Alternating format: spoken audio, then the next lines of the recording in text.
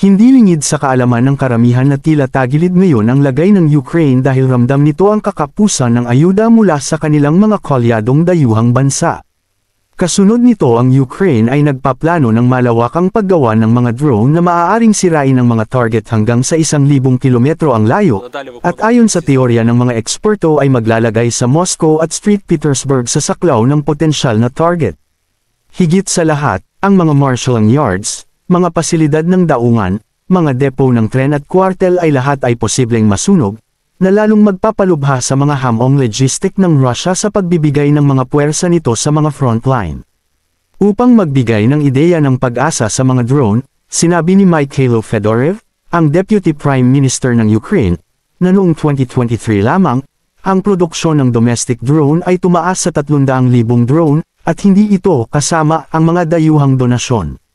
Ang target sa taon na ito ay gumawa ng higit sa 1,000,000 drone, na may hindi bababa sa kalahati ng mga sangkap na lokal na ginawa, sa pagsisikap na mabawi ang humihinang suporta ng Estados Unidos para sa Ukraine.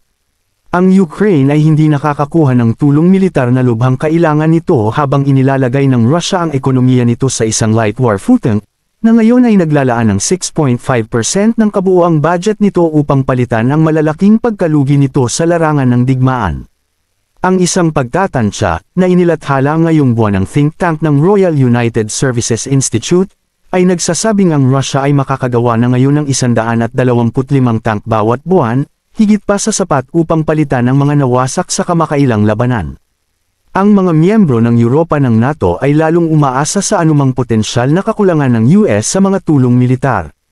Ang pagpapalakas ng pagmamanupaktura ng depensa ng Ukrainian sa mga drone at mga bala ng artilleria ay itinuturing na ngayong pambansang prioridad.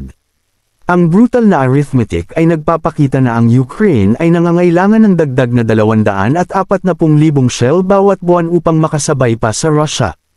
Dahil ang karamihan sa mga labanan ay isinasagawa sa mahabang hanay, ang artilleria ay susi sa magkabilang panig. Ang industriya ng Russia ay makabuluhang pinalaki ang produksyon ng mga artillery shell at multiple launch rocket system, kasama ang malalaking import ng North Korean artillery ammunition at ballistic missiles. Nagagawa na ngayon ng Russia na magpaputok ng 5 shell para sa bawat isang Ukrainian.